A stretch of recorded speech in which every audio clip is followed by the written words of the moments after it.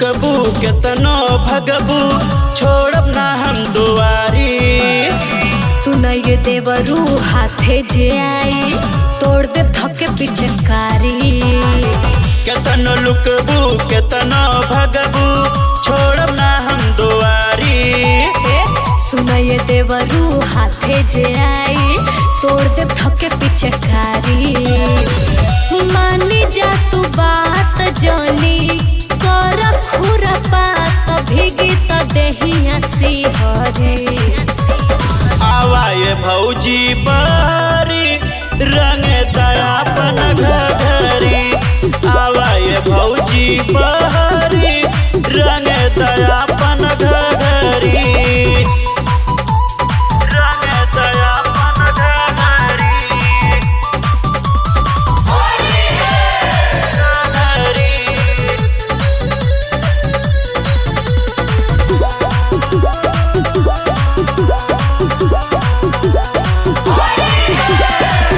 चोलिया के चीज कर बसीज तू होलिया में बाड़ तू कसाई बा मिठाई खाली बोलिया में।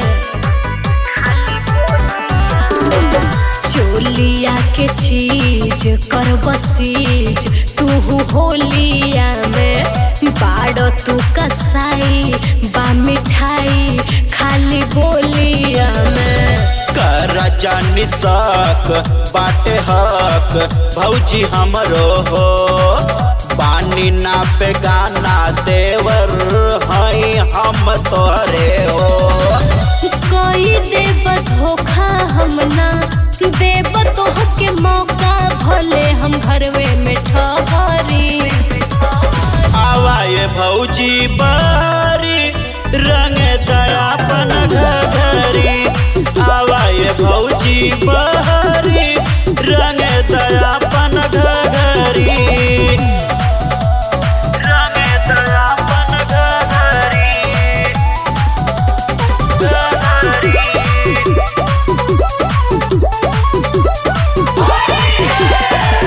डलल तू रंगमा बढ़ल मनमा अगले साल से पूरा देह नसले रहल लल का गुलाल से। डलल तू रंगमा बढ़ल मनमा अगले साल से पूरा देह नसले रहल लल का गुलाल से।